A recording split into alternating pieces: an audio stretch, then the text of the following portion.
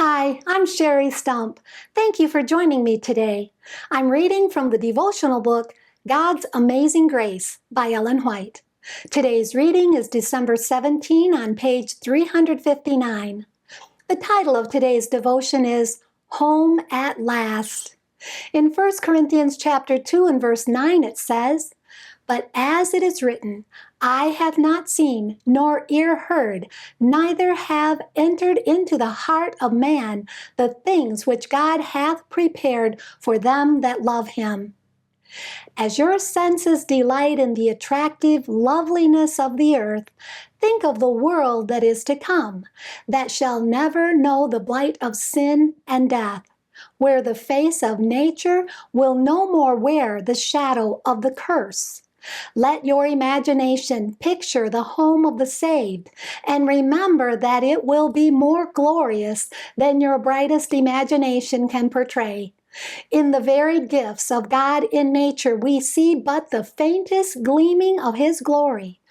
And by the gates of heaven will be thrown open to admit God's children, and from the lips of the King of Glory, the benediction will fall on their ears like richest music. "Come, ye blessed of my Father, inherit the kingdom prepared for you from the foundation of the world." Matthew 25:34.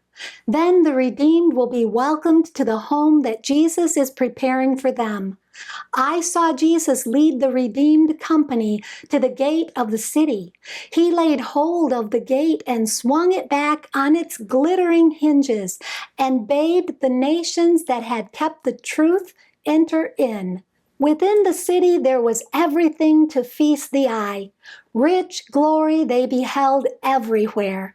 Then Jesus looked upon his redeemed saints. Their countenances were radiant with glory, and as he fixed his loving eyes upon them, he said, with his rich musical voice, "I behold the travail of my soul and am satisfied." This rich glory is yours to enjoy eternally. Your sorrows are ended.